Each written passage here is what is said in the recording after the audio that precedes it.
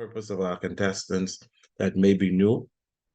The contest master will allow you to speak so that you can check your mic and also your webcam framing before that timing begins. All judges have also been advised to not consider the timing of the speeches in their ranking.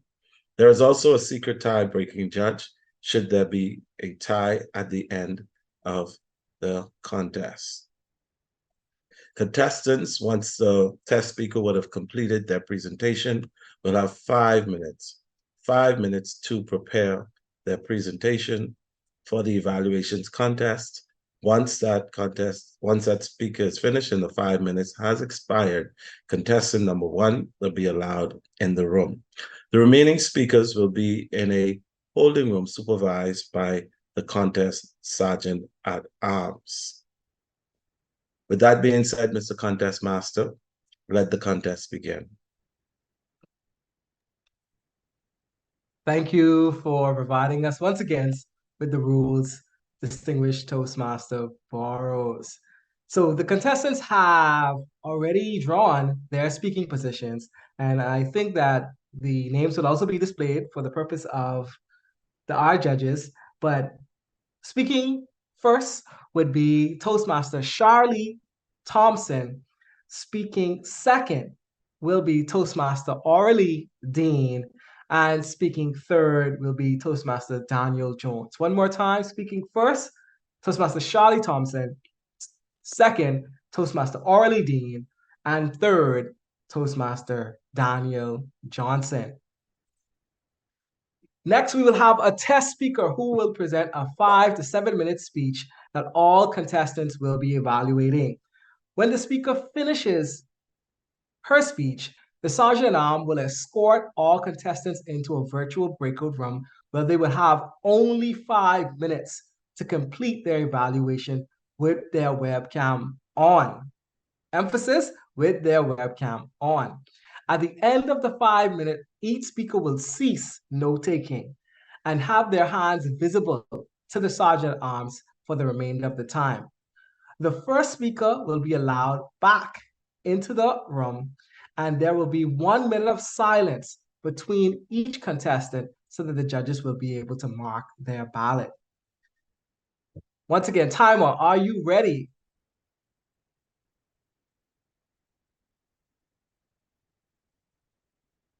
All right, wonderful. I see a thumbs up from the timer. So at this time, I will welcome our test speaker. Test speaker, are you present? Toastmaster Tisha Smith.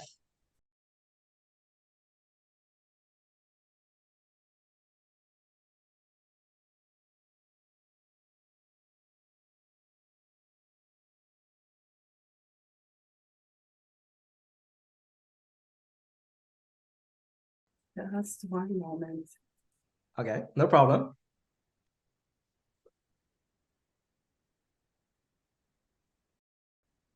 Yes, I am. Okay, good stuff. So we can hear you and you are good with your webcam framing. So let's get started. Toastmaster Tisha Smith, the absolute best defense. The absolute best defense, Toastmaster Tisha Smith. He wants me to do what? They can be my parents, grandparents even. Oh no, that's not happening. Principal Culmer, I'm sorry, I will have to turn down that head of department position this year. Yes, thank you for understanding. Mr. Contest Chair, fellow Toastmasters and guests, do you often try to explain away why you couldn't, shouldn't, or just wouldn't do something? Your life just may be filled with excuse me moments. When an opportunity presents itself, armed with your list of excuses as to why you just can't do it, you hold up your imaginary church finger and you say, "Excuse me, please." Excuse after excuse after excuse. Then comes regret. Much like I had when I turned down the very opportunity that was needed to help me move up in my career. I like how IQ Matrix defines excuses. The article said, excuses are invented reasons we create to defend our behavior, to postpone taking action, or simply as a means of neglecting responsibility. Excuses are mainly a means of placing the blame of an internal problem on an external condition. Yes, we have many reasons why we make excuses, but some of them, again, are invented. Like self-doubt. When faced with new opportunities, we find 99 reasons why we just ain't the one to get the job done. What makes it worse is when we share our aspirations with the doubters in our circle that asks questions like, "Are you sure? Can you really do it?" So we say, "Excuse me, please." Perhaps, though, at the top of our list for making excuses is fear. Fear of making mistakes.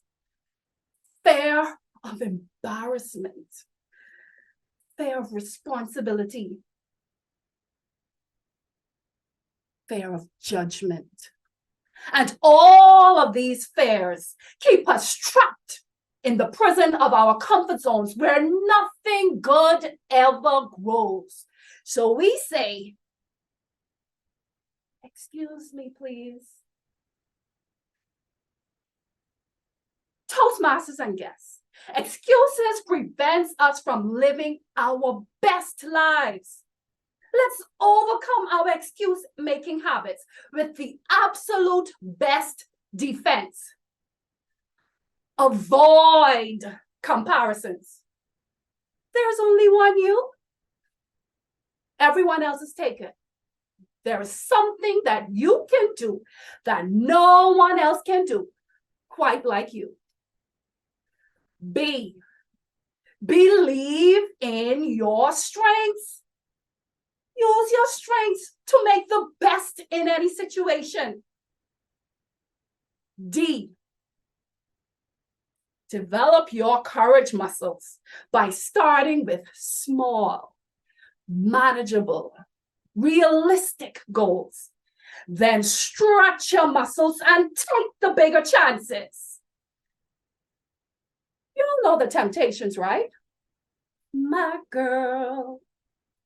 Well, let me tell you about one of my high school mates, Elle Clark. She is a young Bahamian woman who is the founder of global I Am Queen magazine. She shared how for years she hindered her next level because she wanted to ensure that everything was perfect before she took on a task.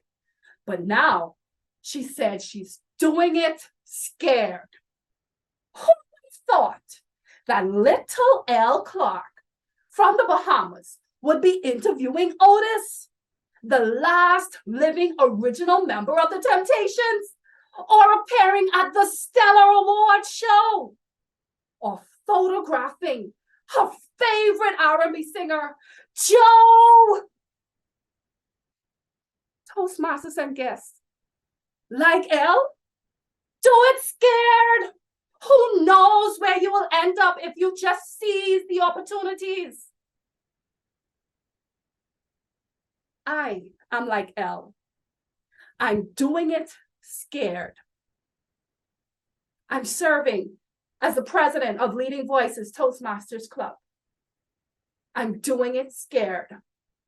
I am the Area 60 director. I'm doing it scared. I founded a girls mentoring program.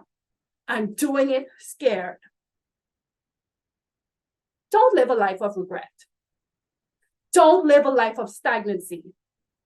Tell your excuse me making self, excuse me, because life must go on. Utilize the absolute best defense. Mr. Contest Chair. Awesome presentation. Awesome presentation. Let's give some love to Toastmaster Smith using our virtual reaction icons. I'm sure we all enjoyed her presentation. So thank you so much, Toastmaster Tisha Smith. She's doing it scared. Area director, founder of a girls club, and also teacher. She is doing it scared. So thank you so much for sharing that part of your life with us. Now I'll welcome our interim Sergeant at Arms, who will be Toastmaster DTM Williams, and the contestants for our competition, Toastmaster Charlie Thompson, Toastmaster Orly Dean, and Toastmaster Daniel Jones, to make their way to our breakout room. Now, DTM Williams, I want you preferably to be the last, and you can give me an indication either via message or on the chat once all of our persons are there. All contestants have been moved to the breakout room. I am joining them. Wonderful. So, Mr. Timer, I want you to put 5 minutes on the clock for our contestants. And once that 5 minutes has elapsed, then you can inform us. All right, beautiful. Now I see our speaker is still here with us. So thank you so much for your presentation once again, Toastmaster Smith. I want you to share with the persons on the call, doing it scared. I love that line so much. What was your inspiration behind choosing that specific line for your specific presentation here today? I know that where I've came from, I know that there are often times, as I would have shared, where I would shy away from doing things because of the fear. And so when prompted or when asked to do this, I thought that was the perfect opportunity to be an inspiration to others. That was my inspiration, just wanting to motivate other persons to do it scared. Awesome, thank you. 1 minute, Toastmaster Smith. Mr. Timer, I see you have a hand up. Is that for us? Just checking. Okay, awesome. Thank you, Mr. Timer. Now, Toastmaster Smith, I heard you earlier said that you rejected the opportunity to become the head of department. Now, coming from a background of education too, before I moved over into nonprofit, I was a teacher for about between part-time, full-time, about 10 years. What is and what was teaching like for you? It is a joy. It is being able to see, I'm currently at primary level right now, and being able to see the smiling faces on them every day. The moment I walk in the campus, I feel like a celebrity. Everyone wants to say hi to Mrs. Smith, and they have the widest smiles. Everyone wants to give me hugs because they feel that love, they feel that joy. I always say that children know good treatment, and where they know where they get that from. So to be able to pour into them and for them to be able to express that even outside of the classroom is what's the joy for me. Awesome. So to our other teachers and professionals out there, I know that you said that you're a president, you're currently serving as area director. So that means that you would have spent some time in Toastmasters and you would have seen some of the benefits of Toastmasters. So to other professionals who may be in their specific work area, who may be thinking, you know what, maybe I can get some tools from Toastmasters. What would you say to these individuals who may be on the fence about joining Toastmasters? Toastmasters is the place to be. I can tell you, and I often share. Well, recently I started telling the truth. When I started, sharing the full story about what my intentions were for Toastmasters, I was about to release a book, and I had immense fear for doing impromptu speeches. I knew that I would have to answer questions about it. So I said, I need Toastmasters. I came into the program and I thought, once I get this book launched, I'm out. After seeing how much growth I had, and it was actually Toastmasters that helped me also to be able to step up in the forefront and take those leadership positions, those roles, and not shy away from responsibility. There you have it. I began to see how the program works for me inside of Toastmasters and in my professional life. So you too can move up in your career if you take advantages of the gift that Toastmasters has to offer. Yes, Toastmasters sure has a lot of gifts. I recall one of my first meetings. One of the other Toastmasters at the time told us that you only get out of Toastmasters what you put in. And that's so true.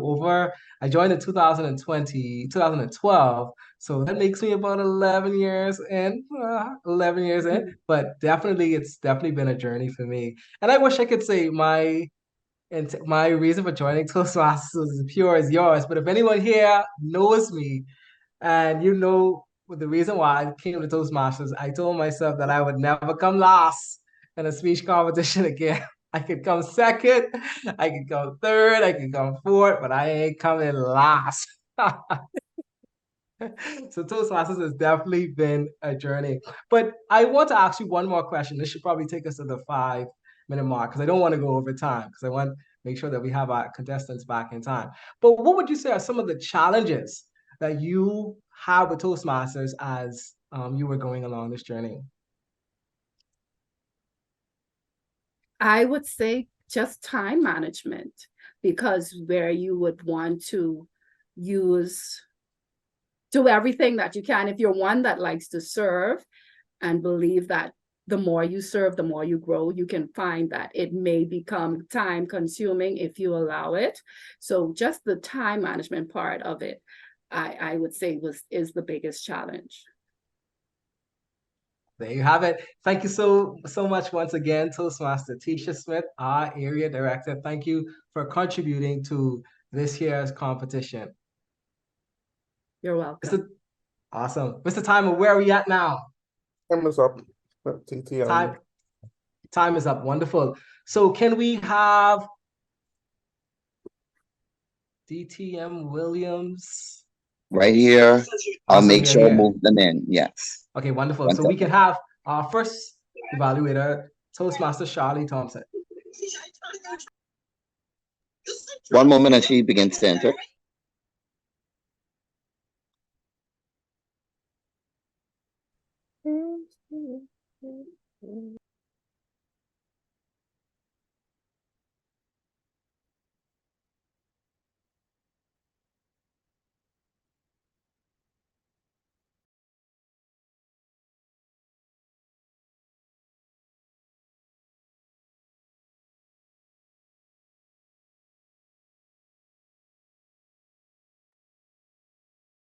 I see we have our first contestant in the room, Toastmaster Charlie Thompson. Can you provide us with the mic check, Toastmaster Thompson?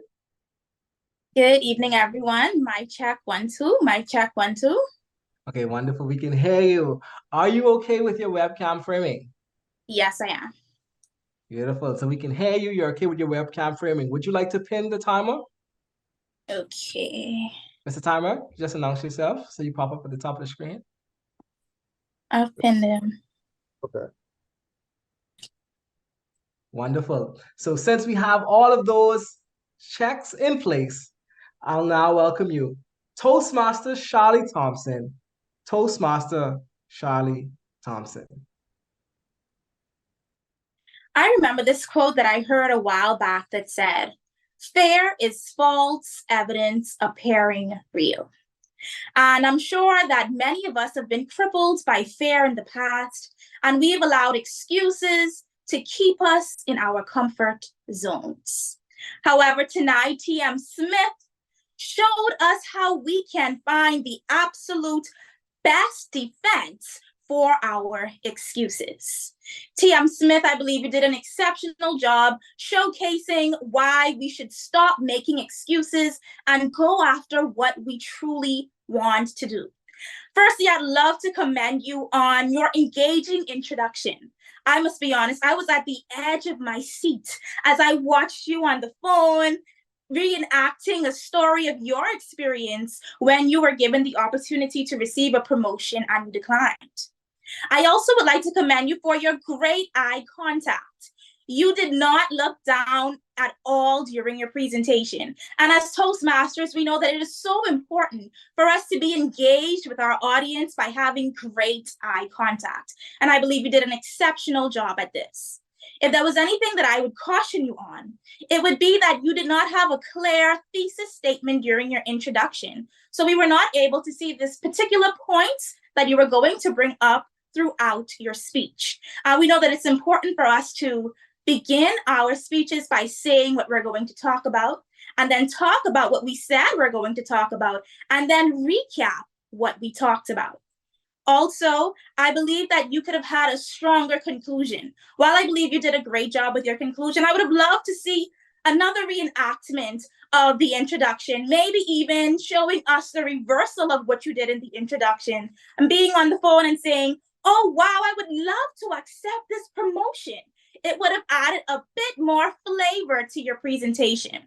Also, you told us how you stopped making excuses. You're now the president of the Leading Voices Toastmasters Club, as well as an area director. And I would have loved to see some props, such as maybe a gavel, a Toastmasters pin, or something from the other organization that you mentioned to showcase your passion for what it is that you're doing. I believe that once you continue your great introductions, great eye contact, and work on having a greater thesis, as well as a conclusion and more props, you are well on your way to continuing to produce excellent speeches. And we all know that we will no longer use excuses, but we will go after our dreams. Thank you. Thank you, Toastmaster Charlie Thompson. May we have 1 minute of silence while the judges mark their ballots. Timer, you can give me a red signal at the 1 minute mark.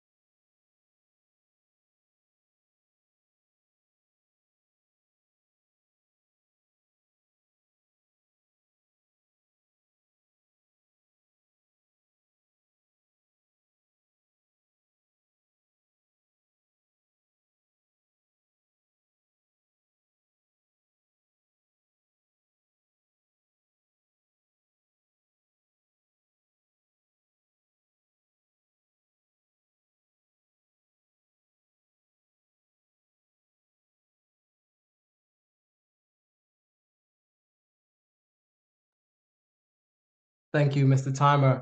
TTM Williams, we can allow in our second speaker, Toastmaster Orly Dean.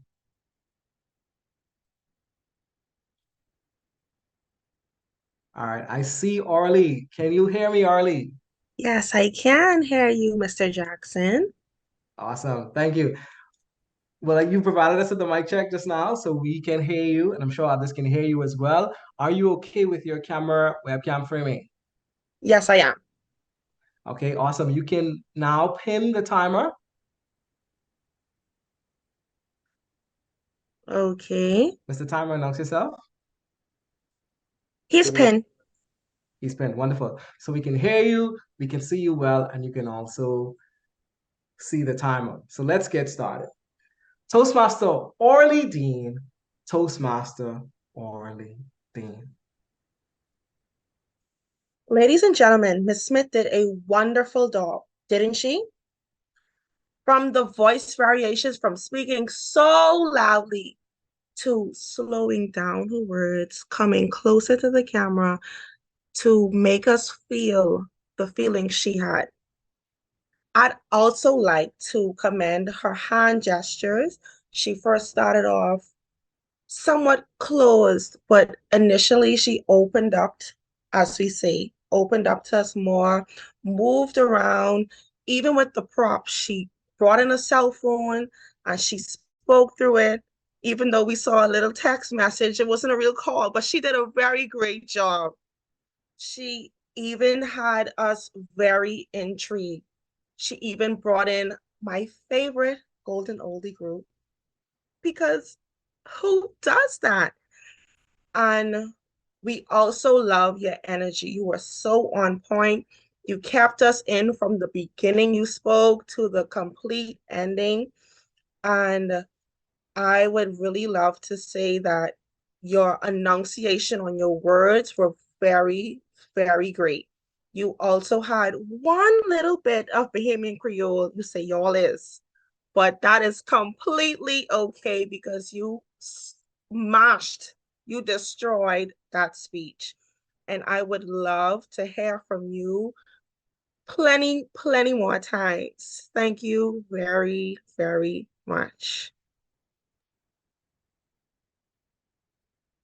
Thank you, Toastmaster Dean. May we have 1 minute of silence while the judges mark their ballots. Timer, you can give me a red signal at the 1 minute mark.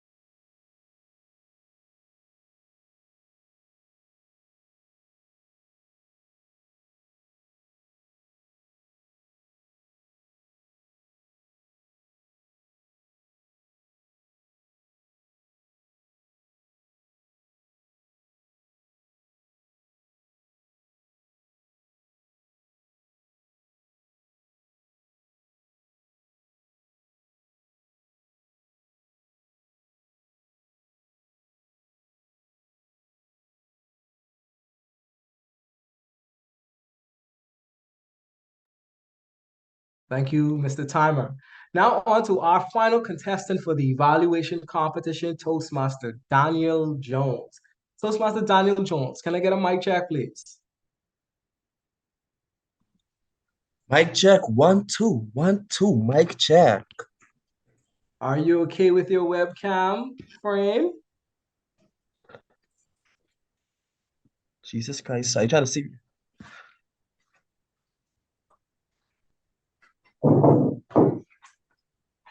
Yes. Okay, wonderful. Would you like to pin the timer? I'm good. I can see the timer. Okay, so we have a mic check. You're good with your webcam frame, and the timer is also visible. So let's begin. Toastmaster Daniel Jones. Toastmaster Daniel Jones.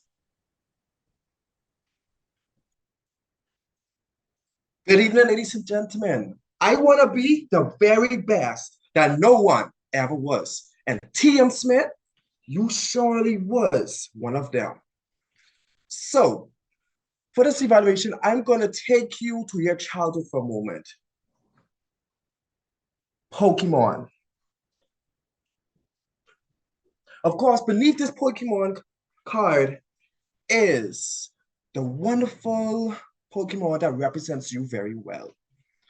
So, when it came to your speech, you're opening with the school analogy, talking about, and then how you tied it in to making excuses, regrets, and working in fear, it really blew my mind. Ladies and gentlemen, that was a perfect example of getting into character. Now, when it came to your body language,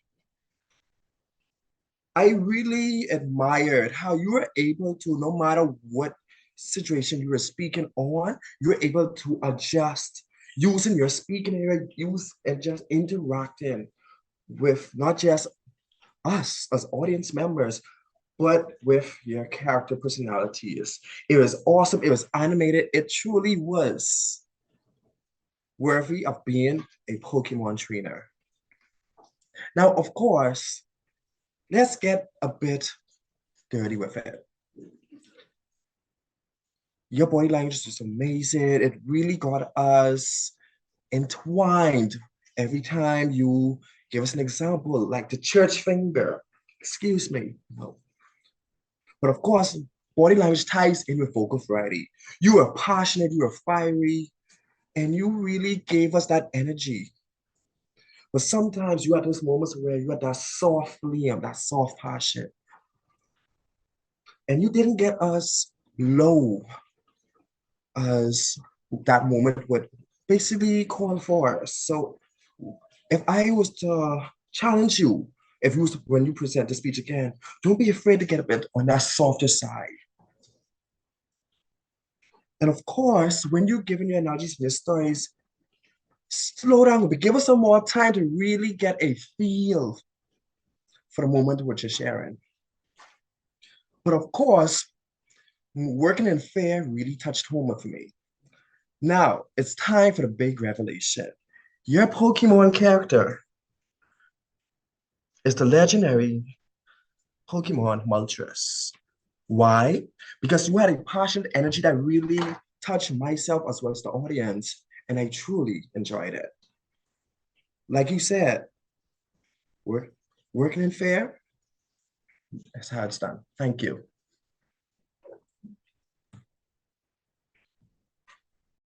Thank you for your presentation, Toastmaster Daniel Jones. Toastmasters and guests, that concludes our evaluation contest.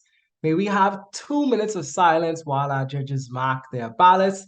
Judges, at the end of the 2-minute mark, please complete your ranking for the contestants. As a reminder, please print and sign at the bottom of your ballot. Make sure that you have someone clearly designated as first, second, and third. And then I want you to send those copies over to our ballot counter. Ballot counters, I want you to please remain into the room until you have received all ballots. Once that is done, you and the chief judge can then exit to the breakout room. Timer, you can also give your timing sheets to the chief judge. Simply take a photo and the chief judge will do as instructed during the briefing. So 2-minute mark, Mr. Timer.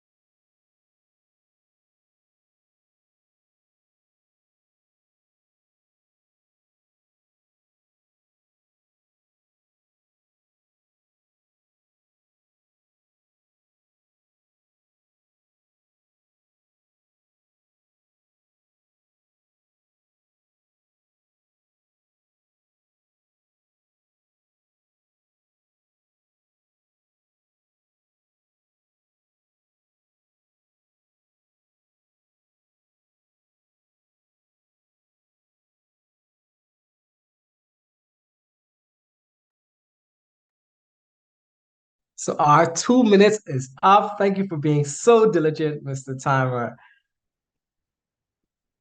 Mr. Technical Coordinator, I want you to let me know when our chief judge and our ballot counters are in the breakout room.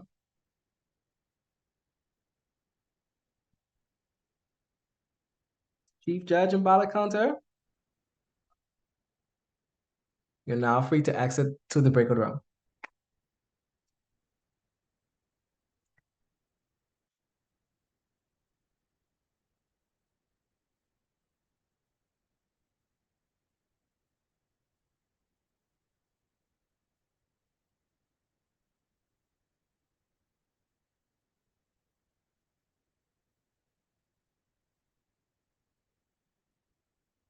All right, so it seems like we are all good right now. All our I's are dotted, all our T's are crossed. So we're good. So let's give a round of applause to our contestants. They did such a wonderful job in our evaluation contest. So let's show them some love through our reaction icons. It's not easy to be a part of this evaluation speech competition. It requires so much work, so much studying, so much prep, and the amount of anxiety that you feel on the day of the competition is so heavy. So I want to thank you for being a part of our competition. Now, I see that we still have Toastmaster Charlie Thompson. Can you unmute your mic and turn on your webcam?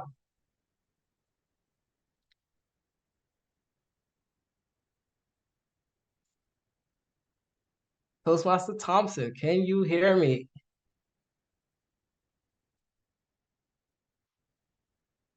All right, we'll come back to Toastmaster Thompson. Toastmaster Orly Dean. Hi, hello, I'm here. Awesome.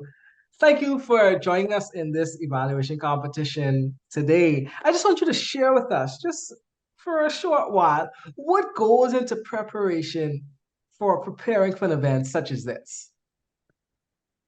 Plenty prayers. Plenty. A whole heap of prayers. But you have to have great storytelling. You have to be able to have great enunciation, even being able to captivate an audience, even though this is only 28 people. You have to prepare for a whole room of 500. So you have to come with your A game and mash up the place. So, and also practicing. You can practice in the mirror to make sure you don't stutter or even forget your lines. So I think that is the things that you have to go in for a competition or even just a speech by itself. Thank you, Toastmaster. You're welcome. Thank you, Toastmaster Dean. You got to come and mash up the place, she said. I love that. I love that line. Do we have Toastmaster Thompson back as yet? Yes, my apologies. I'm here. Awesome. Thank you as well, Toastmaster Thompson. Now, Toastmaster Thompson, this isn't your first time competing. So I want you to tell us, what are some of the things that you learned along the way when it comes to speaking in competitions in general? I think I learned that everyone's style is different. And it's good to switch up your style, to learn from other people, and to try new things. Because obviously, we may tend to stay in this one form of speaking when there's so many other ways that we can truly convey our points. So it's been interesting to just learn the different styles that people approach their various speeches with. And that's been really helpful in me being a part of different competitions. Thank you, Toastmaster Thompson. Now, Toastmaster Jones, I can't forget you. I'm looking for you, Toastmaster Jones. All right, I found you.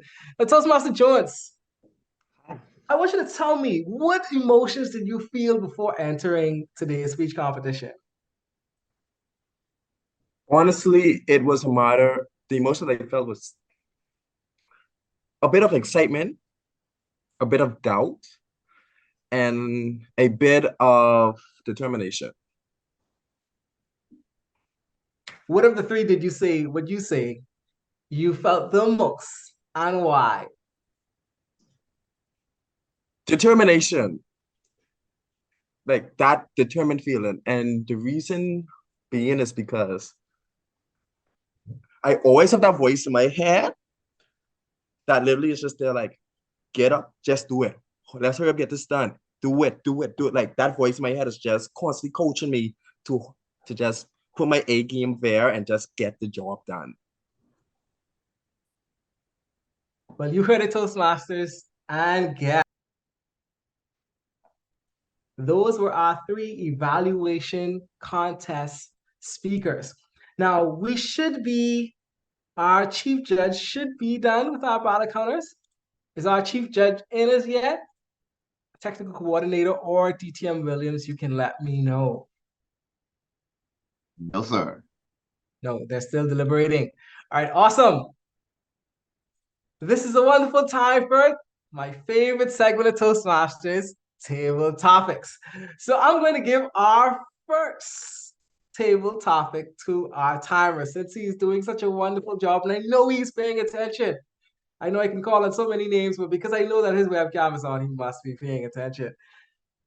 So, to our timer, what was the best part of your day? What was the best part of your day, Mr. Timer?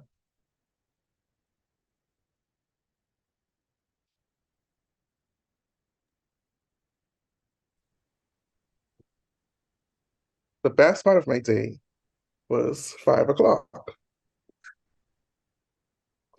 5 o'clock because after a long hard day of work, I get to leave my place of employment and head home. It has been a very long day, a very hard day. And I knew I had to get to this wonderful meeting and assist you guys as timer tonight. So something to look forward to. And also, I love when it's raining. It relaxes me. So it was a nice ride home, although there was a lot of traffic. I still had a lot of, it was calming.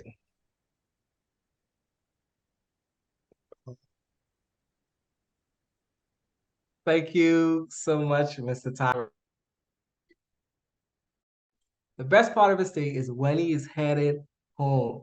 Thank you for that. Now, I remember being in primary school and my teacher reminding me of our census, and she would have it on the corner of her board, and she would say, we have the ability to see, we have the ability to smell, we have the ability to taste, we have the ability to hear, and also we have the ability to feel. Now, I always wondered, what if we didn't have one of our senses? And if we did not have one of our senses, what sense would I choose to go without?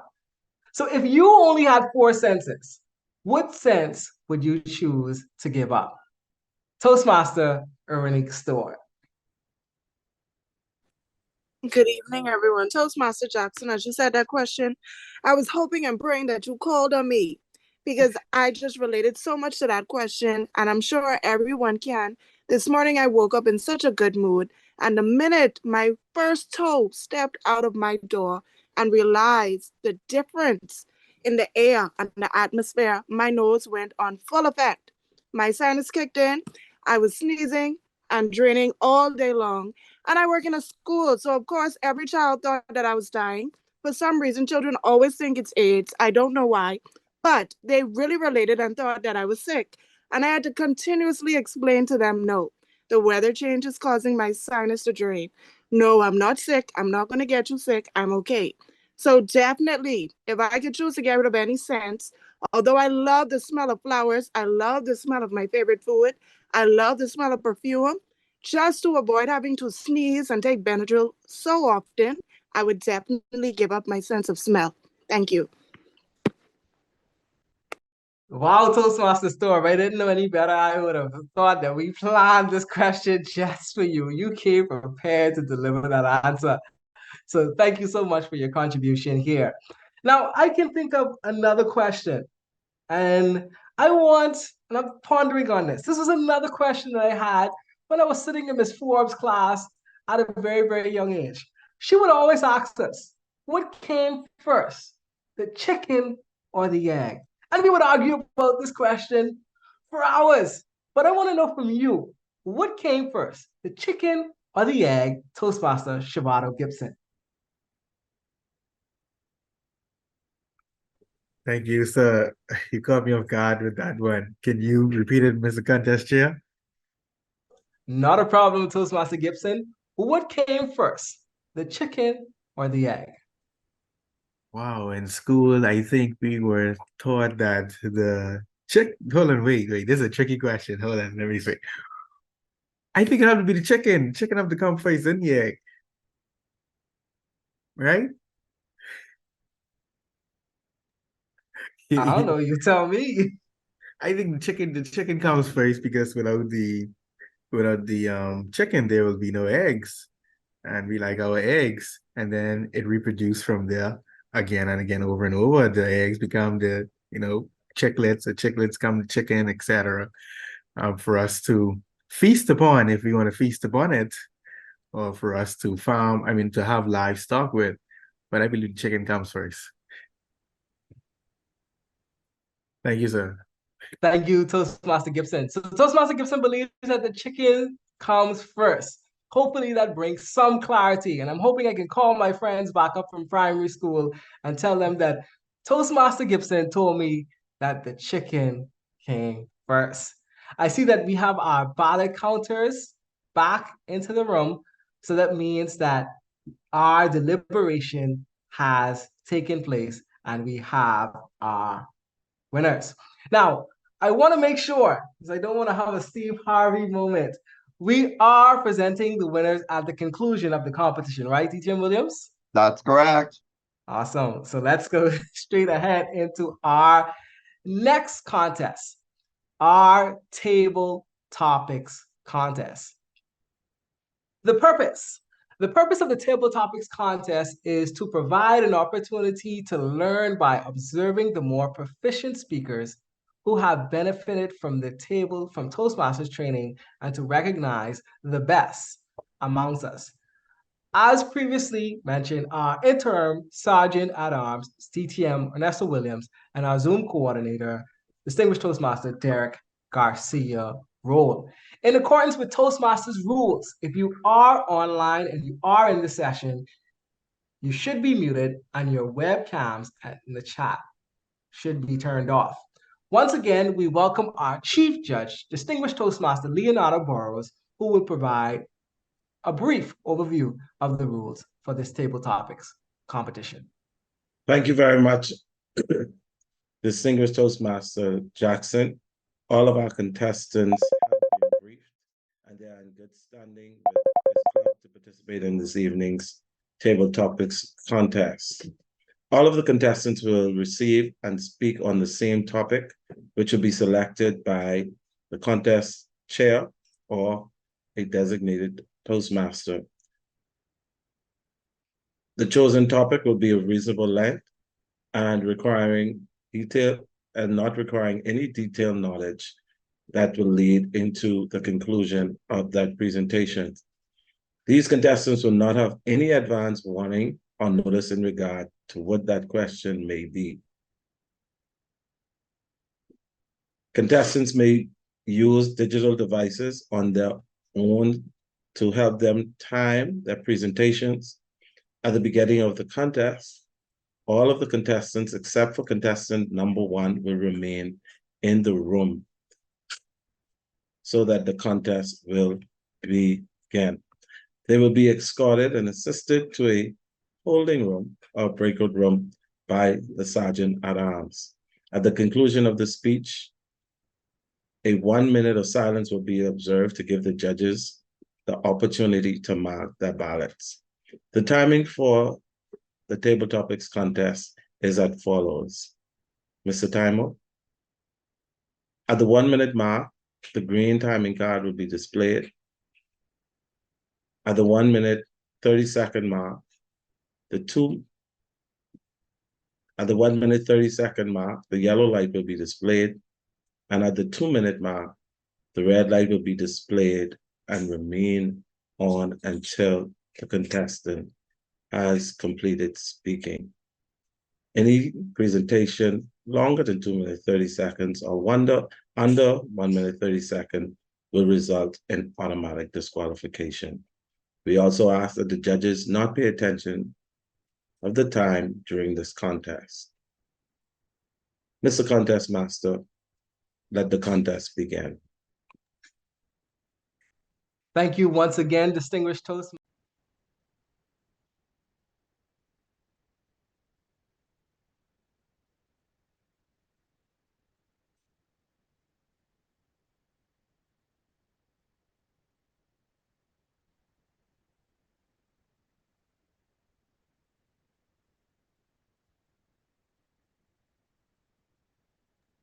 Both contestants have successfully moved to the breakout room. I will now join them, Mr. Contest Master. Thank you, distinguished Toastmaster Williams. Toastmaster Kareem Minnis. Can you give us a mic check? Sure, testing. All right, awesome. We can hear you. Are you okay with your webcam framing? I think I am. Okay. All right. Would you like to pin our timer? Sure. Okay, wonderful. So we can hear you, we can see you, and the timer is also visible. So let's begin. Toastmaster Kareem Minnis. Let's dance. Let's dance, Toastmaster Kareem Minnis.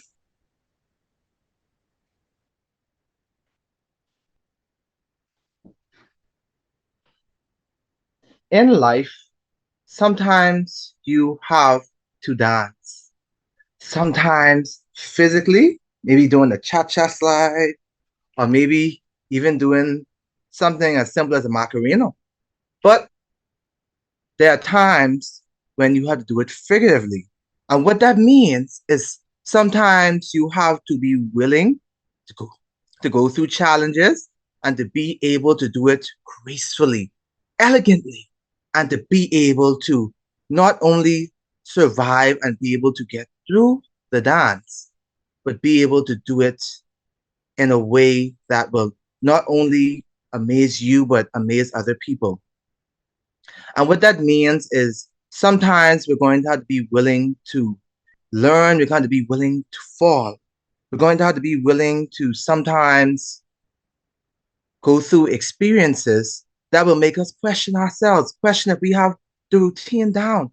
And that routine could be as simple as going through or being able to get through the day or being able to set yourself up for success and to be able to achieve your goals. But at the end of the day, in any dance that you do, no matter what happens, whether you rise and succeed, whether you fall, make it a part of your dance. That means that no matter what it is, you make it a part of your success, because without failure, you cannot have success. So in the end, I implore you to let's dance, because that is the only true way to live life. Contest chair.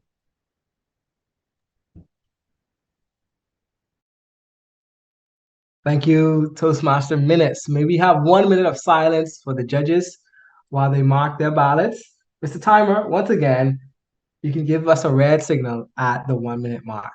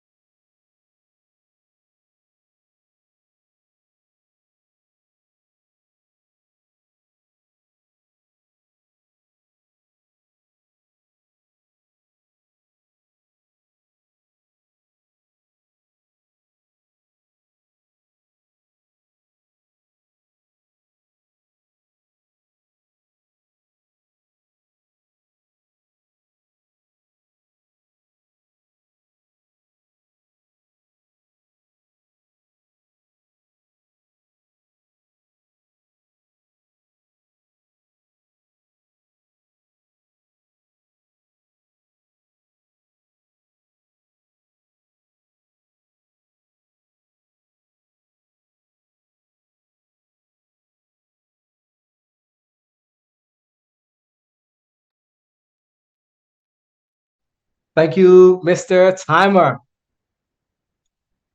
Mr. Sergeant Arms, can we have our second contestant, Toastmaster Daniel Jones? And if Toastmaster Jones, if you are in the room, can we get a mic check? Mic check, 1, 2, 1, 2, mic check. All right, so you are present. Once again, are you okay with your webcam framing? Yes. Would you like to pin the timer?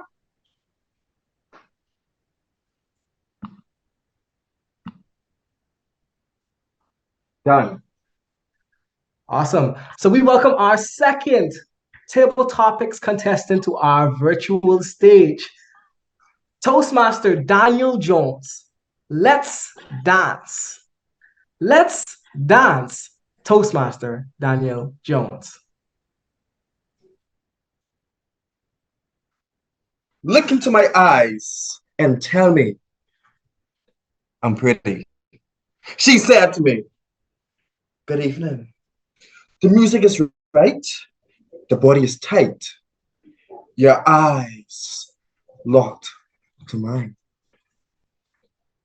As the rhythm hit us so gently, as the bass pump our chests, she pulls me close and whispers in my ear, let's dance. How can I resist such a beautiful flower, I thought to myself. Sure, she pulled me, wearing her little black dress, her shape, her wine, so mesmerizing, her perfume, enticing, her hair, flawless. Is this an angel? I thought to myself. No, she is a woman. Ooh la la, I thought to myself. We arrived to the dance floor. I started my little 1, 2, madu. 1, 2, shimmy, shimmy, boo, boo. And she started her throwing it back like a Cadillac. Ooh, ah. And as I turned around, reached in, pulled her closer for a kiss. Ding! The alarm went off. Time to get ready for work. Oh my goodness. It was all a dream. Thank you. Thank you, Toastmaster Daniel Jones. May we have 1 minute of silence while the judges mark their ballot. Timer, can you please give us a red signal at the 1 minute mark?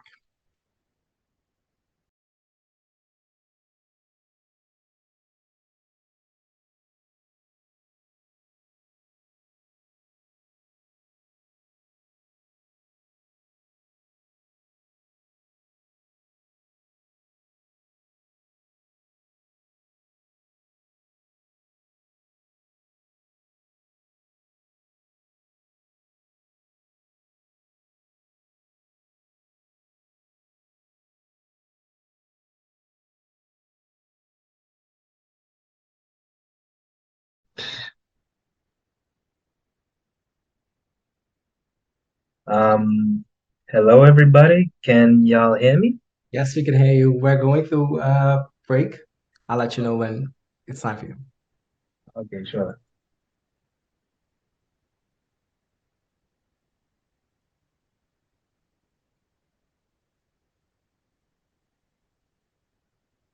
Thank you, Mr. Timer. So, Toastmaster Edwards, now it's your time. Can you give us another mic check? Mic check 1, 2, 12. I think y'all can hear me, I hope. Yes, we can hear you. Are you okay with your webcam framing? I am all right. I'm okay with my webcam frame. Awesome. Would you like to pin the timer? Um,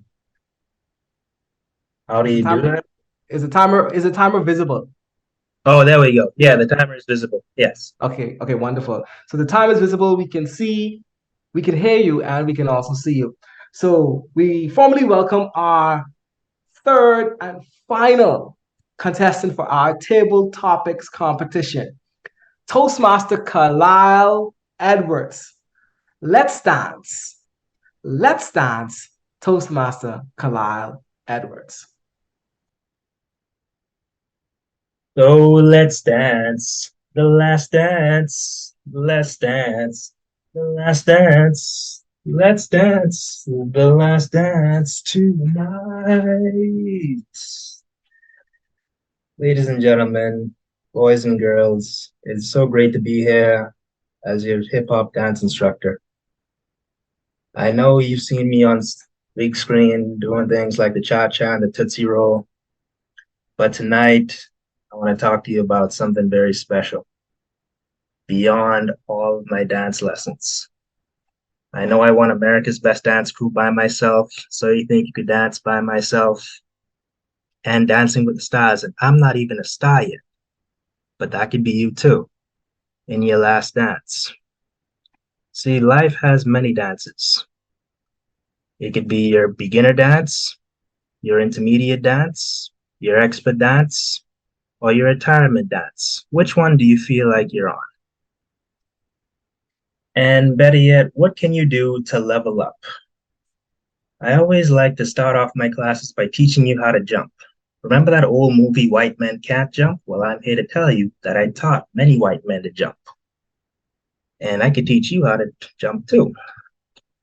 So, where are we in the dance? We're probably down the middle.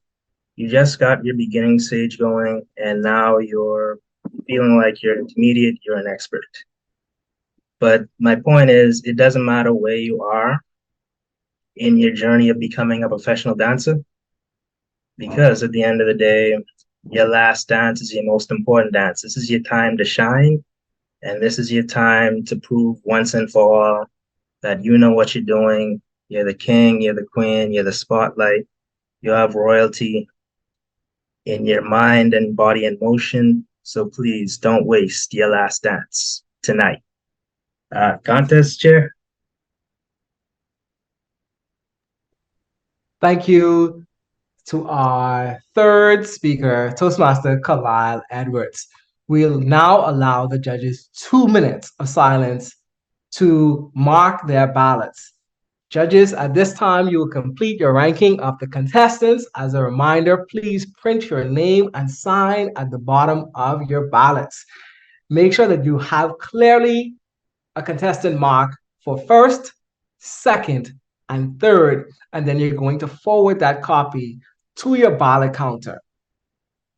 The ballot counters will remain in the room until they have received all ballots, and then they will exit the room with the chief judge to tabulate.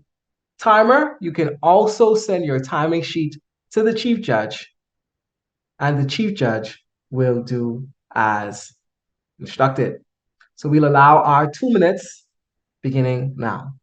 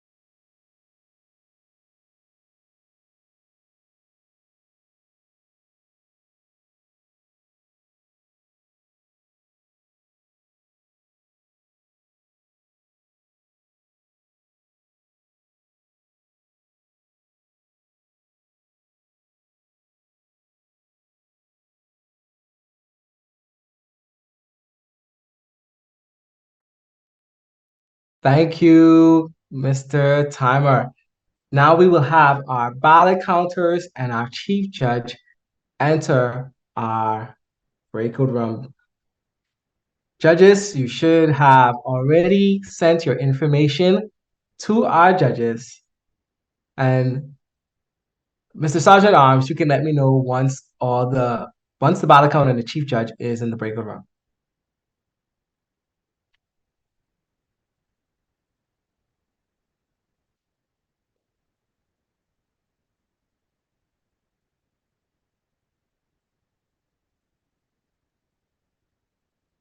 Both the ballot counter and the chief judge have successfully moved to the breakout room.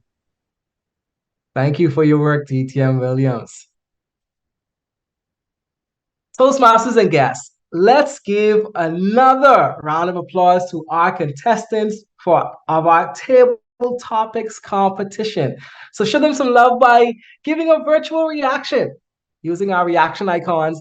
I'm sure you were entertained by their presentations.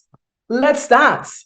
I'm sure that wasn't an easy topic, but they sure made it look easy. I see we have a few reactions coming through. Wonderful, wonderful. Now, Toastmaster Edwards, I want you to return back to our virtual stage. Can you unmute your mic and turn on your webcam? Hey, can y'all see me and hear me? Yes, we can see you and hear you. Toastmaster Edwards, thank you again for participating in our competition. And I want to ask you a similar question that I asked earlier, because I always struggle with competitions. So I want to learn from the best of them. What goes into preparing for a competition like this?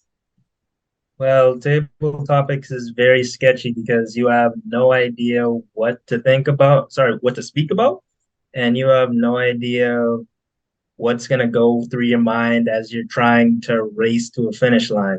I've noticed sometimes I try to fake it and fill in things instead of actually give a speech just so I can make time. Or I may try to eat things down and shorten my speech or shorten my train of thought just so I don't get disqualified, like I think I nearly did just now. So the best way to prepare for a table topics contest, in my opinion, is to just think of topics yourself or go about asking other people to think of topics for you and just speak. Just give yourself the opportunity to speak. I even found a document today that had 365 table topics questions. Some of those questions I blanked out, like, why? Why am I doing this to myself? So my best advice to anybody preparing for a table topic table topics contest is to think outside of the box and think outside of everyone else's box while at the same time giving yourself as much practice as possible. Because the same way how there are these impromptu speech competitions, we have impromptu speaking to deal with every single day. That's so true, Toastmaster Edwards. Now, Toastmaster Minutes, I want to ask you this next question. Thank you, the same Toastmaster Minutes, for participating in this competition. Now, I noticed that along your presentation, you gave us a little dance. So I want you to tell us, what would you say makes you want to dance the most? Well, I'm a very serious, I mean serious lover of music, so almost anything could get me dancing. But just the right moment. You know, when you have that nice music on, you could relax. You don't have a bunch of children and stuff or people run through the house trying to stress you out, and you could just get in your nice comfort zone. That's what makes me want to dance because I feel free, I feel at peace, and I feel excited. Okay, thank you, Toastmaster Minutes. Now, I understand that our chief judge and our ballot counters are back in the room, so I don't want to hold them hostage any longer. So we'll go ahead into our next session. And thank you once again, Toastmasters, for your contribution. So we'll go right into our international speech competition. Let's go ahead and get started. Speech competitions are a Toastmasters tradition. Each year, thousands of Toastmasters compete in the table topics evaluation and international speech competition. But what makes the international speech competition different is that winners at the district level proceed to the regional level, the regional quarterfinal level, and then to the World Championship of Public Speaking stage, where they have the ability to become our world champion of public speaking. Now, every year we have a champion, and hopefully we have a champion in this room as well, who can take Visionaries Toastmasters Club international. So the purpose of the international speech competition is to provide an opportunity to learn by observing the more proficient speakers and benefiting from their Toastmasters training with hopes that it can be an encouragement to all. Like before, we have Distinguished Toastmaster Williams operating as Sergeant Arms. We have Distinguished Toastmaster Derek Garcia Roll operating as our technical coordinator, and Distinguished Toastmaster Leonardo Burrows operating as our chief judge. So I'll now invite Distinguished Toastmaster Burrows to give us an overview of the rules for the international competition. Thank you very much, Distinguished Toastmaster Jackson. All of our contestants in the international speech contest have been briefed, and they are in good standings with the club and Toastmasters International. For this contest, all of the contestants are allowed to remain in the room, but once the contest begins, no new person will be allowed to enter the virtual space. The contestants will be speaking on topics that they would have selected, and each contestant has a time frame of 5 to 7 minutes for their presentation. Any speech under 4 minutes 30 seconds or over 7 minutes 30 seconds will result in automatic disqualification. With the assistance of our timer, the timing for this evening's contest is as follows. At the 5-minute mark, the green light will be displayed. At the 6-minute mark, the yellow light will be displayed. And at the 7-minute mark, the red light will be displayed, and it will remain on until the contestant is completed speaking. A minute of silence will be observed in between each of the presenters, and as was done in the other contests, each contestant will be allowed the opportunity to test their mic and check their webcam framing before the contest begins. Mr. Contest Master, let the contest begin. Thank you once again, Distinguished Toastmaster Burrows. Toastmasters and guests, let's get ready to rumble! This is honestly, this is one of my most exciting competitions. So I take joy in being able to lead you through this competition. So let's establish our speaking order. Speaking first, we have Toastmaster Daniel Jones. Speaking second, we have Toastmaster Johan Hutchinson. And speaking third, we have Toastmaster Tamaz Knowles. Once again, Toastmaster Daniel Jones first, Toastmaster Johan Hutchinson second, and finally Toastmaster Tamaz Knowles third. So let's get started. Toastmaster Daniel Jones, once again, give me a mic check.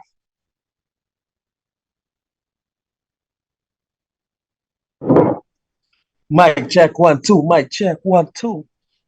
Awesome, we can hear you. Ken, are you okay with your webcam framing?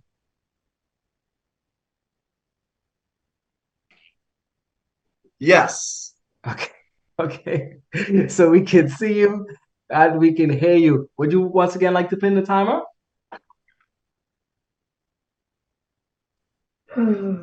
Last time I pinned the time, I ended up pinning myself, so hopefully it works this time. Okay. All right, awesome. So our first Done. contestant for our international speech competition, Toastmaster Daniel Jones. Hero, Toastmaster Daniel Jones.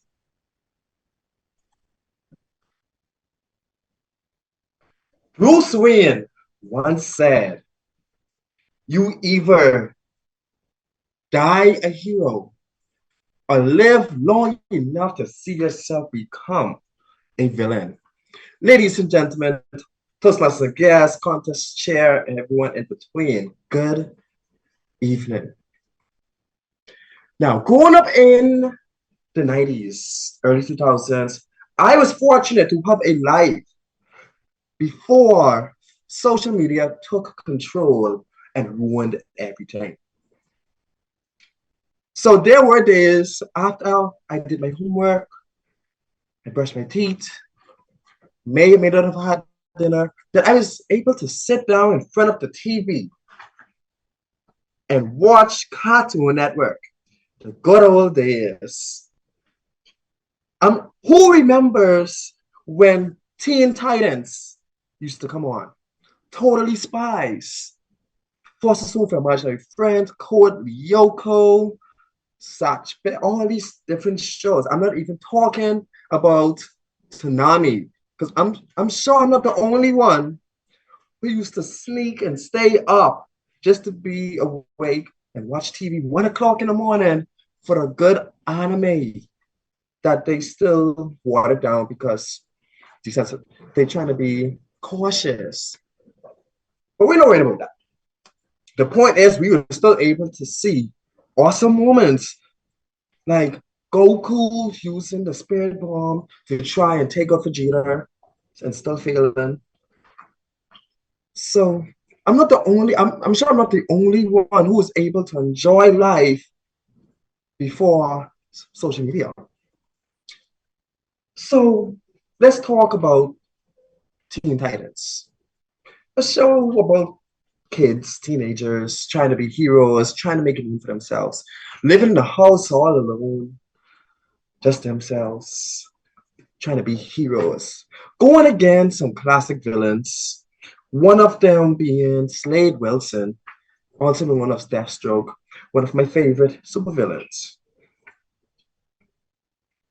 Being a hero in the cartoons basically said, oh, you have to sacrifice.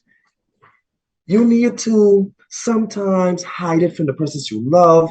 Sometimes you just need to be strong, even when you do not have the energy to go on anymore. I don't want to go there. But how can being a hero tie in to your everyday life? Now, of course, I'm waiting for Saturdays to see the different shows on Cartoon Network, CW Kids, etc. Sometimes Nickelodeon. We all know Nickelodeon was really good for SpongeBob and Fairy Odd Parents. But being a hero in your everyday life is using the morals from shows like, again, Teen Titans, Totally Spies and stuff. The whole right and wrong concept, the whole being just. Being a hero basically stated that, hey, I need to set an example for persons. I need to be a leader. But how if you're not being a hero for yourself? When you think of you either die a hero or live long enough to see yourself become a villain, what does that mean? So you die a hero in everyday sense. You're doing the right thing. You're living as you should, as they say. You're doing how you tell the truth. You go to bed before 8 p.m. You get your 8 hours. Your 8 hours of sleep. You're doing good. You're supporting others. You're being a good friend. But what does it mean you live long enough to see yourself become a villain? Now, a supervillain in the cartoons that we grew up watching, someone who did evil things, stealing, robbing, same thing, but there actually is a bit of a difference. When they think of Robin, They're talking about big companies. You think of stealing, it's from your grandma, your niece, your nephew, your neighbor. We're not worried about that. Sometimes kidnapping, but you think of persons like the Joker, Dark Side, evil big bad guys. But did you know a villain to yourself is basically you're not taking care of who you are and who you want to be and who you're becoming? So to die a hero to yourself basically means that, hey, you put in yourself first and you do what's right by you. Yes, you can try and save the world, save everyone around you. But how can you do that if you're being a villain to yourself? You're not looking out for your mental health. Yes, be a hero, but you cannot save everyone. How can you save the world if you're hanging on by a thread? Pay attention, you're dozing off. I need you to focus. Don't focus on me, but focus on you. Because yes, we're sitting down watching our cartoons, we're sharing our snacks that we are not even supposed to be eating because mother wanted us to eat healthy, but we're cheating, of course. Because sometimes you gotta cheat in life. But that does not make you a villain. Now, when you cheat yourself out of an opportunity to be great, then you are a villain. So when it comes to being a hero, you have to put yourself first. You have to think positive, be healthy, be insightful. You have to eliminate the villains around you, persons who are toxic to themselves, because when you're toxic to yourself, you are toxic to everyone else. Now, you're growing up. No more watching cartoons sitting down in front of the TV. Now you're doing it on your phone. Instead of calling it cartoons, we're calling it anime. But it's still the same concept. You have your heroes, those who believe in themselves, who have their friends to support them. You have your villains who also believe in themselves, but they're doing things that are wrong. But you still look at this hero and villain concept as doing right and wrong. Instead, you focus on the aspect of a villain is a hero in their own eyes because they believe that they're fighting for someone or fighting for something. So at the end of the day, you are reminded to be a hero to yourself means to put yourself first. Thank you. Thank you, Toastmaster Daniel Jones, for your speech. We'll allow the judges 1 minute to mark their ballots. Mr. Timer, the 1 minute mark, you can give us the red signal.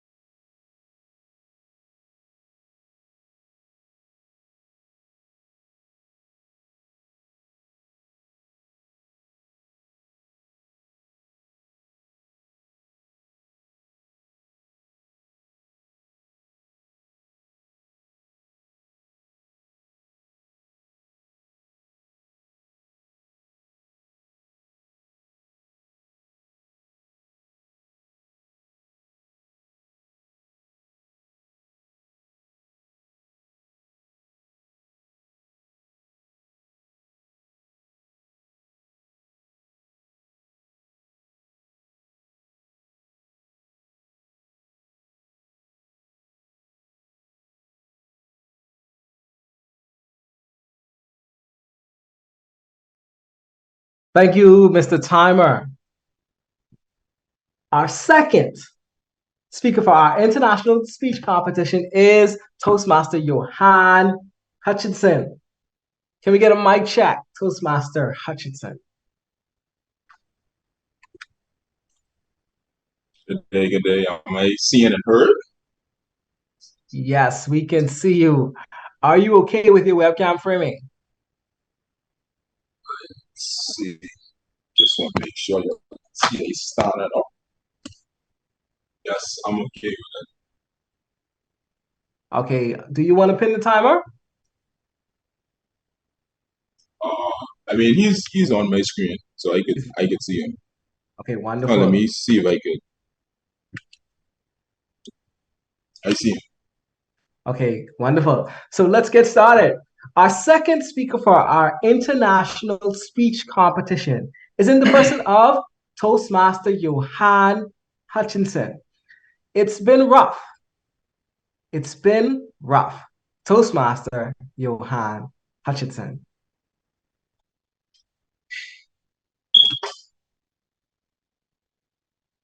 Management 435. Business law 355.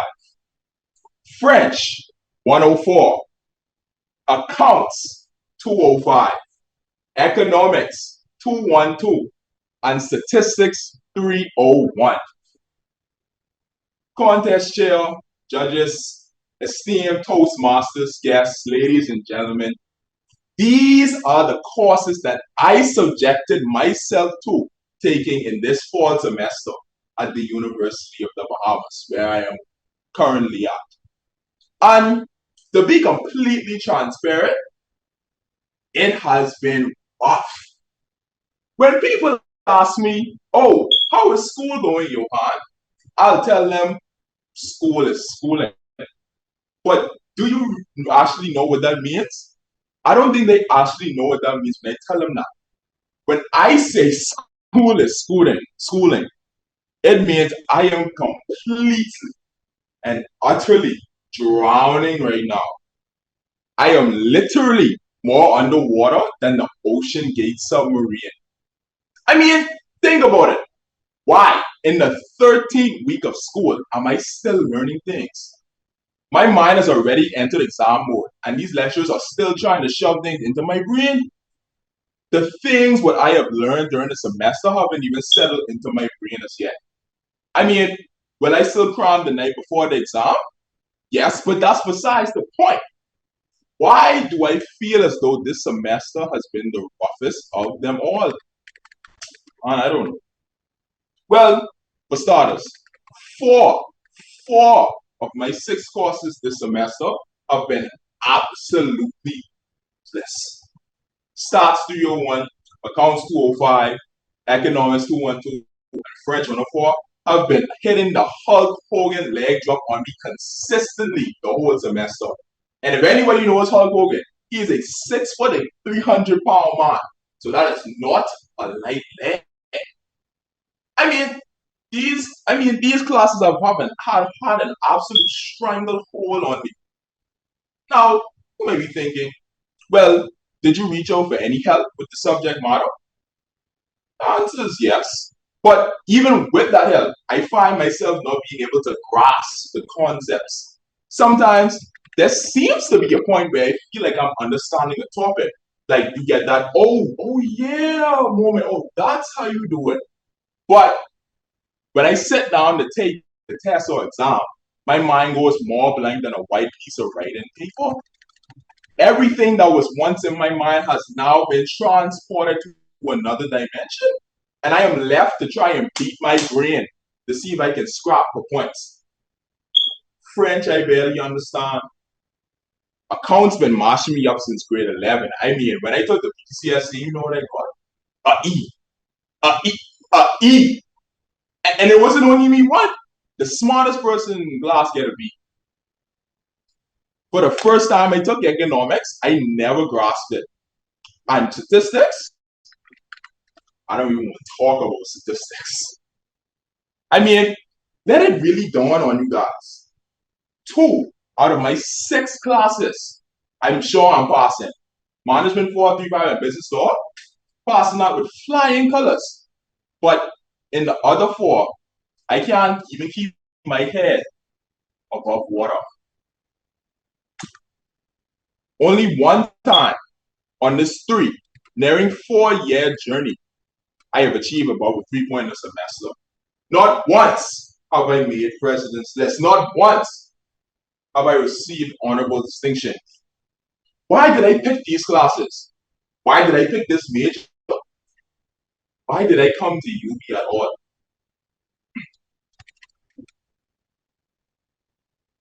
To succeed, to prove myself, and to make my parents proud. Those are the answers to those questions. Now, I'm not going to lie. These classes are not easy at all. But I also can't lie and say I do not want that degree. I cannot lie and say I do not want to walk across that stage. I cannot lie and say I don't want my parents, my family, my girlfriend, and my friends screaming my name saying, "Congratulations, Johan! That's my boy! That's my man! That's my grandson!" Everyone knows my Grammy, that I'm her grandson. Obtaining a college degree is definitely an achievement. While many persons do get, a lot never get to achieve in their lifetime. But I will not fall into that category. Hell, at this current moment, I'll be graduating in spring 2025 when it's supposed to be spring 2024. Now, I must admit, that was a hard pill to swallow. But I accepted that that is my fate, and I will graduate in 2025 with my bachelor's in business administration.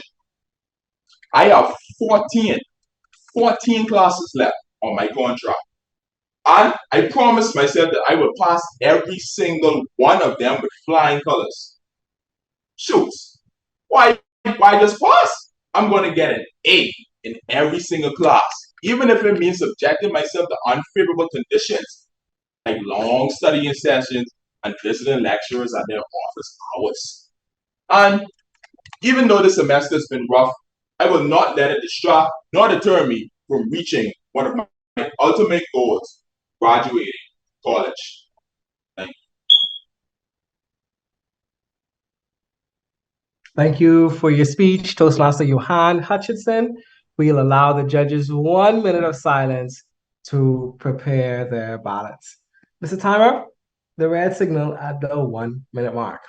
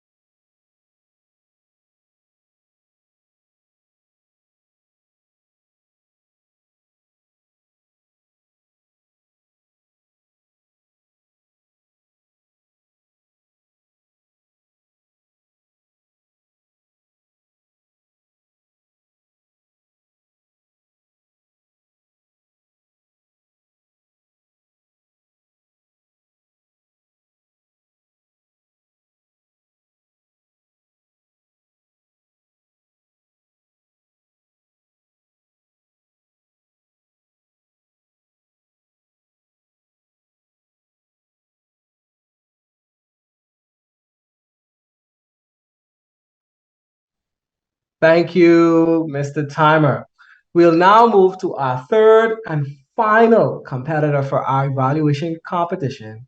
Sorry, our international competition, Toastmaster Tamaz Knowles. Toastmaster Knowles, can we get a mic check?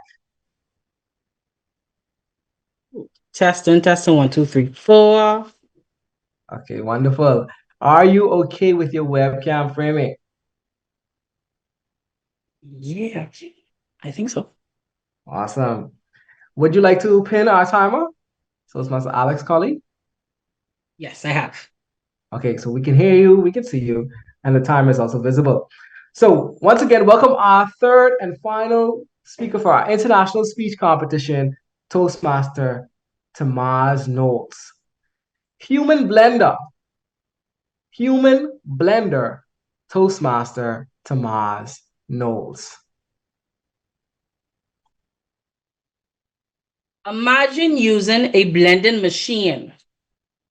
For a smoothie, you will mix strawberry and bananas to make a fruit smoothie, or kale and spinach to make a vegetable smoothie. For food, people would blend ingredients roasted in an oven to make a warm tomato soup. Or for a dressing, people will mix vinaigrette, some seasoning, olive oil, and garlic to make a salad dressing. So we know that a blending machine blends. But what does a human blender do? Good evening, everybody. I'd like to explain to you what a human blender does by talking about expectations, perspective, and goals. Growing up, I had no expectation for bystanders or strangers. I had minimal expectations for acquaintances. I had an average expectation for close friends, and I had an above average expectation for a partner. Why do I have expectations? Because I know what I want and what I need at the time. Where did these expectations come from? They came from life lessons. I do not just experience the world, but my version of the world to grasp what I can find expectation from. So, for example, I cannot fully talk to a narrow-minded person. Why? Because the conversation is limited and is one-sided. A narrow-minded person not only doesn't want to learn anything new, but also disagrees on something that they do not understand.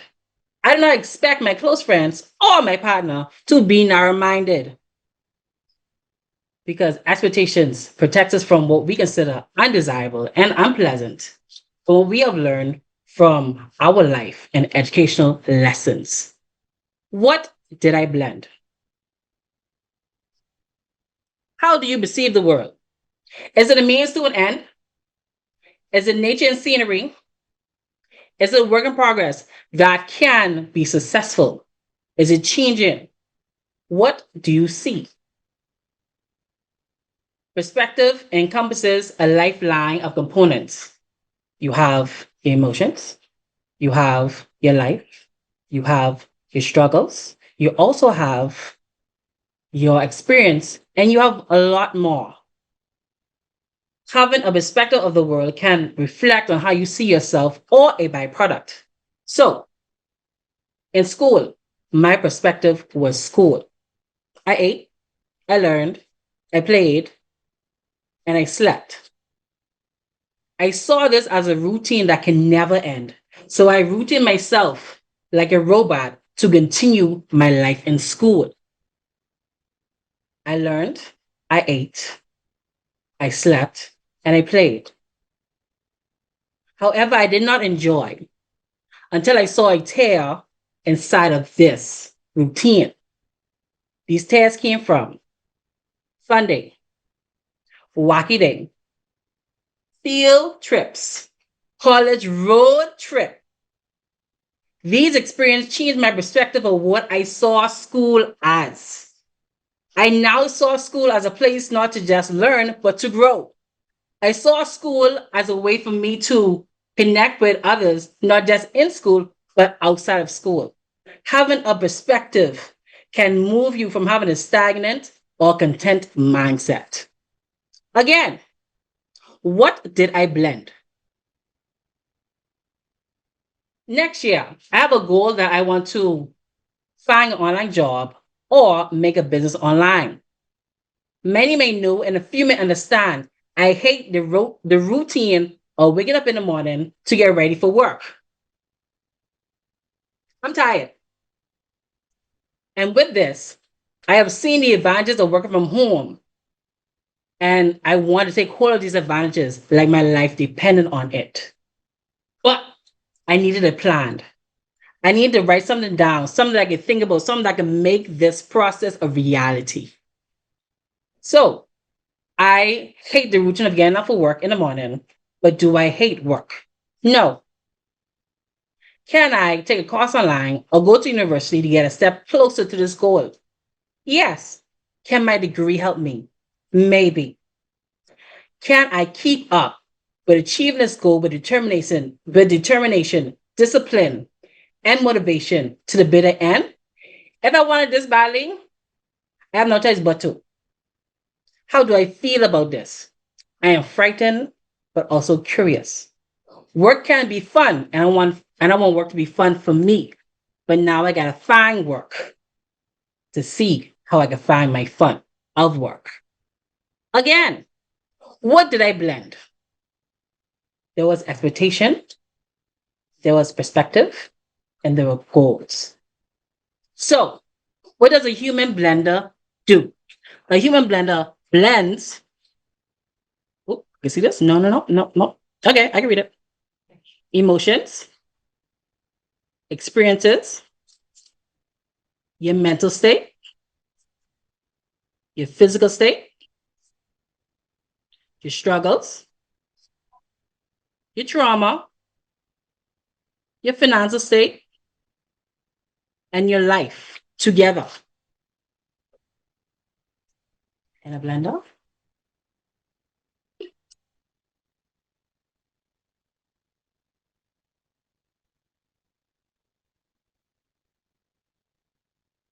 It blends them together to produce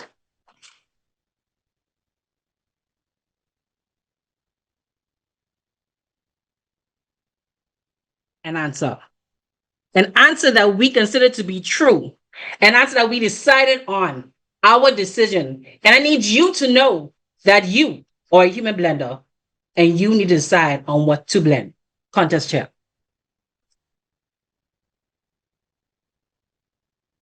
Thank you for your presentation, Toastmaster Tamaz Knowles. May we now have 2 minutes of silence for our judges to complete their ballots. Judges, at this time, you will complete your ranking of the contestants. As a reminder, please print your name and sign the bottom of your ballot. Make sure that you have a contestant designated as first, second, and third, and then you will follow that ballot to the ballot counter. The ballot counter will then enter the room with the chief judge, where they will place our winners in their respective places, and then they will do as such. The timer, you can also send your timing sheet to the chief judge for consideration. Mr. Timer, you can now add 2 minutes to the clock. At the 2-minute mark, you can give us our red signal.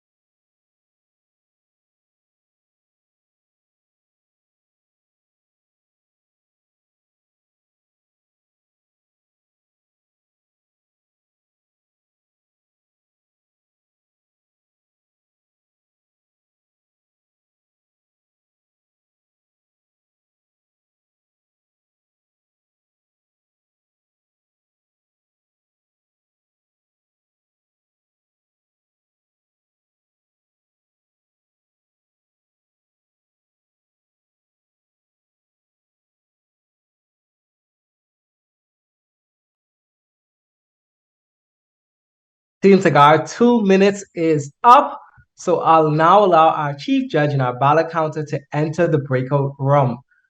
Mr. Sergeant at Arms, you can let me know once the chief judge and ballot counter is in the room. And once they have returned, you can also let me know as well.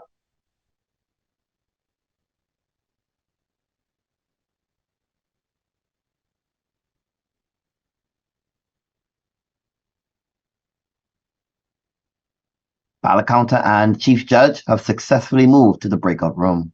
Thank you so much for your assistance, distinguished Toastmaster Williams. Now we see we do have on the call Area 63's director, Toastmaster Kareem Will Dream. Can you hear me, Toastmaster Will Dream?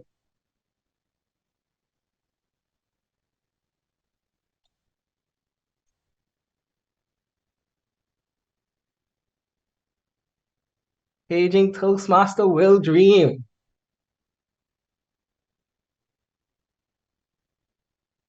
All right, maybe he is not at his device at the moment, but that's still all right. I wanted him to give him an opportunity to tell us about the competition, the next stage. All of our winners that win here tonight will represent the club at our area competition, which will be held on Thursday, February the 29th, 2024 at 6:30 p.m. Now, this event will also be a virtual event as well.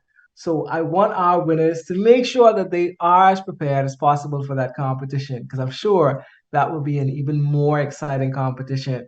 Now, Toastmaster Jones, Toastmaster Hutchinson, and Toastmaster Knowles, thank you too for participating in this competition here this evening. Now, like I said earlier, international speech competition, I resonate with this competition so much. I remember in my earlier days of Toastmasters watching so many winners. I can almost tell you, and I want someone to try and test me. I can tell you I probably don't want someone to test me, but I can try my best to tell you the theme of almost every speech for the past 10 years. I've watched so much of them, so much technique and preparation, so much just rehearsing a speech over and over and over again, because I believe that is what makes a great speaker. So, Toastmaster Hutchinson, I want you to unmute your mic and turn on your webcam. Am I seen and am I heard? Yes, we can see you and we can hear you. Now, I asked this question to at least one contestant for each of our competition, and I want to launch this question towards you as well. Can you tell us what goes into making a great speech for this competition? Thank you for that question, Mr. Contest. Well, for a competition like this one, to make a great speech, well, first of all, you gotta set aside time now to do the speech. So I know a lot of people, like, we have very busy lives, a lot of things we are doing, but you have to find time to set aside to craft such a great speech so you can deliver it to great people like you all. You also have to make sure you have great content, make sure you have relatable content so that it can translate well to you are speaking. You also have to give it your best. Don't do it halfway. Don't cut it short. Don't just put your all into it so that you can produce the best speech possible. Whether that be international table topics or, well, probably not so much table topics, but evaluation as well. You try to craft the best speech possible every single time, no matter what it is. Whether it's a contest like this or if you're giving a speech somewhere else as a keynote or something like that. So that's what I think goes into making a great speech. Thank you, Toastmaster Hutchinson. Toastmaster Knowles. Are you there, Toastmaster Knowles? Yes, I'm here. All right. The human blender. The human blender. That is such a unique speech topic. Can you tell us what was the inspiration behind that? Well, to be honest, I saw a blender at home and I said, blender makes food.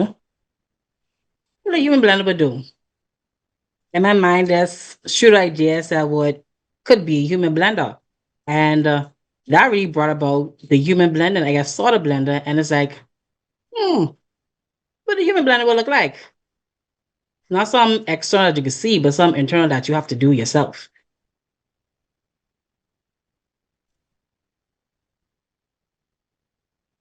All right, thank you, Toastmaster Nose. The human blender. That's definitely something I want to add to my tool belt.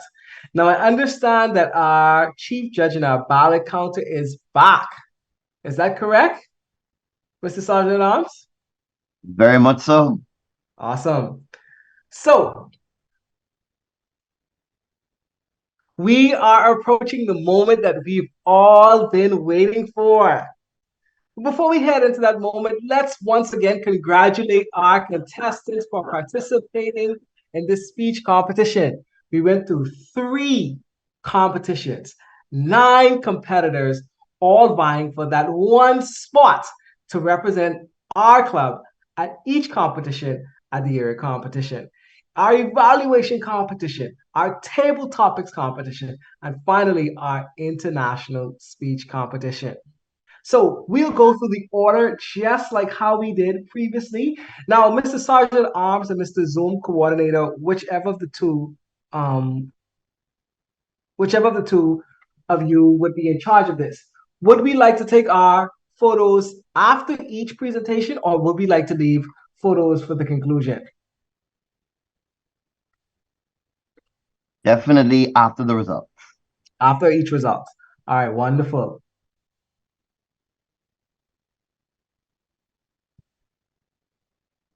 So first, our evaluation competition.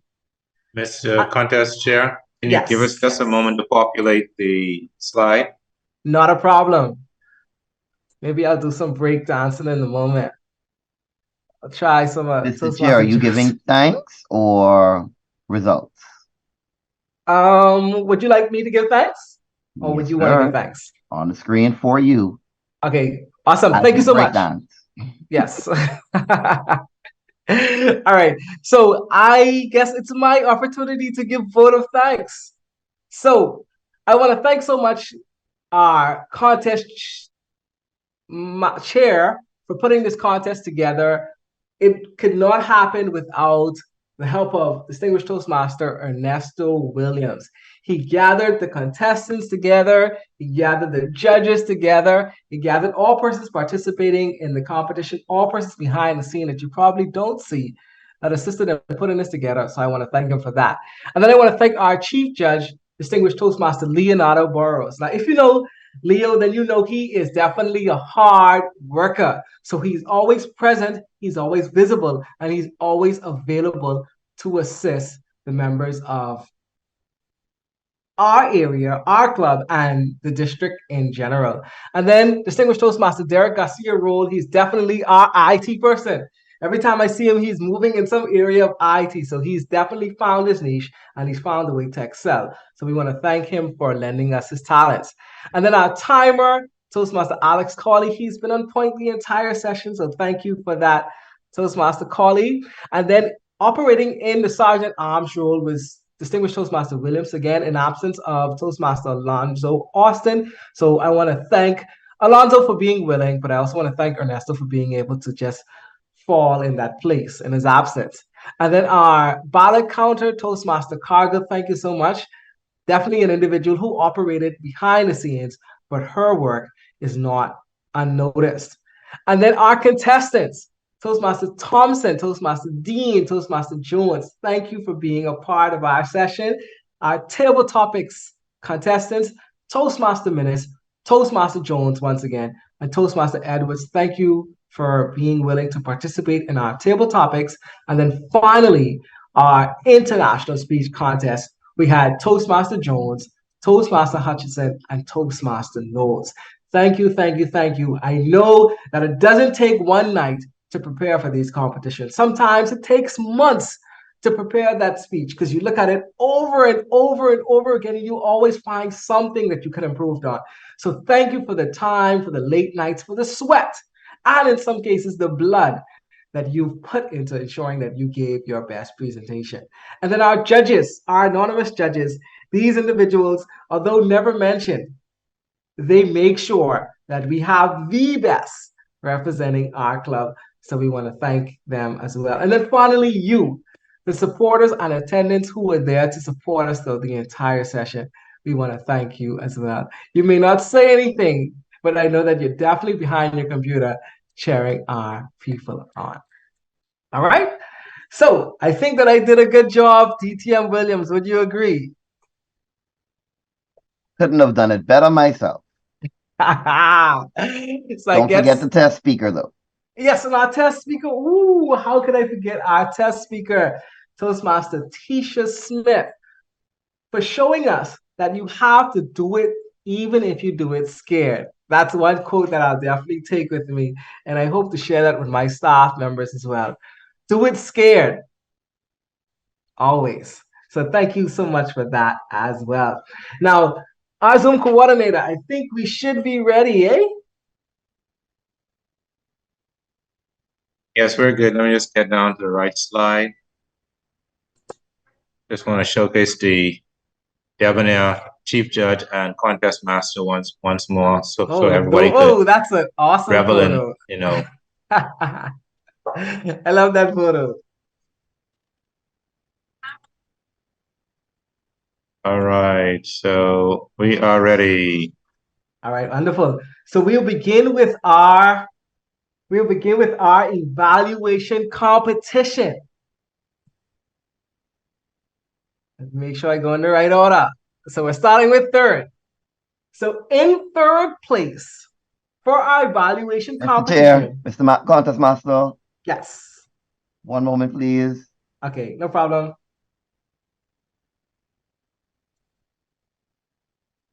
And I even brought my confetti with me. So you know I came.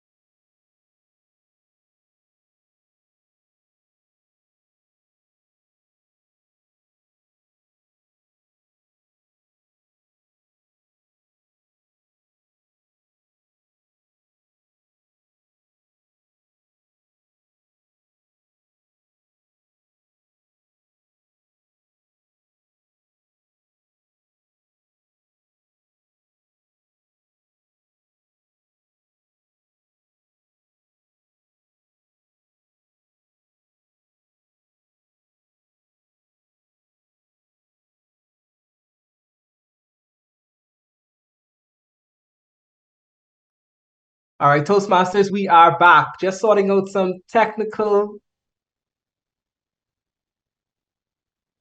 steps to make sure that we have the best on our presentation. So let's get right into it. Our evaluation competition. During our announcement, we'll be announcing the second and the first winners of our competition. So in our evaluation competition, in second place, we have Toastmaster Daniel Jones. And in first place, representing Visionaries Club at our area speech competition, we have Toastmaster Charlie Thompson.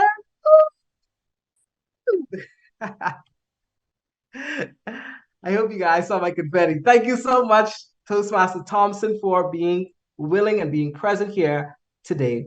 And we know that you will go and represent the club in your way, which is always perfection. Next, we move on to our table topics competition. Once again, we will announce the second and first place winner. In second place, yes, and we had no disqualifications. I didn't mention it in evaluations, but we had no disqualifications in evaluation. Once again, we have no disqualification in our table topics competition. In second place, we have Toastmaster Daniel Jones. And in first place, representing the club at the area competition, we have Toastmaster Khalil Edwards. Woo! Confetti, confetti, confetti. Thank you, Toastmaster Edwards. And we know, like earlier, you will represent the club in your way. So finally, our final competition for tonight, our international speech competition. And we had no disqualifications for this competition as well. So I would say we had a good night. So I'll announce the second and the first place winners for this competition. So our second place winner is the man who brought us the human blender, Toastmaster Tamaz Knowles. So that would mean that our first place winner, the individual who will represent us at the area competition, Toastmaster Johan Hutchinson. Great job, Toastmasters. And thank you so much for being present. Now, I want to make sure that we get an opportunity to get our photos. So, Mr. Tech Coordinator, you can take the lead on this and let our contestants know where should they be for the photos.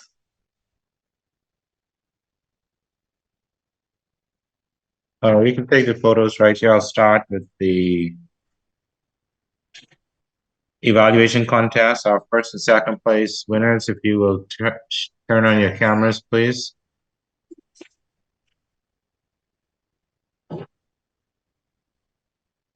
Let's see, Toastmaster Jones.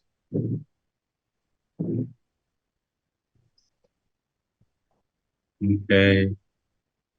Austin, can you do your camera landscape the other way around so I can get a broader?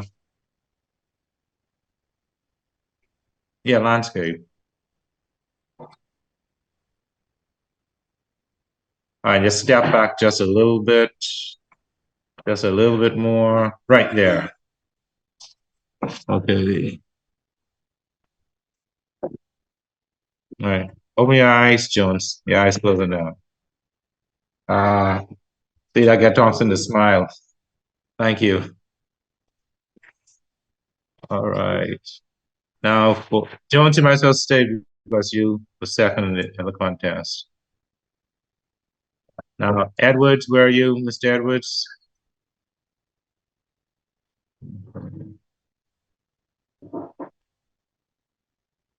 All right. Jones, hold your head up. All right. All right. Edwards, move a little bit to your left. Right there. I just want you to center up the camera. All right, thank you.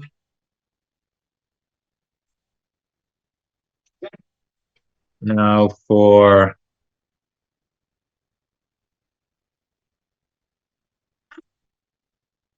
our evaluation, international speech contest winners. All right, there you go. Johan still can't believe it. I tell them call KPMG and Ernst & Young just to make sure, but they were satisfied with what they did. Congratulations, everyone. There you go. Thank you. Thank you very much, gents. All right, ladies and gentlemen, we have our winners. I hope that this was an opportunity for you to see the best speakers that our club has to offer. And I'm hoping that next time we have a speech competition as such, that we'll have more participants willing to step up to the plate and to be a part of this wonderful experience.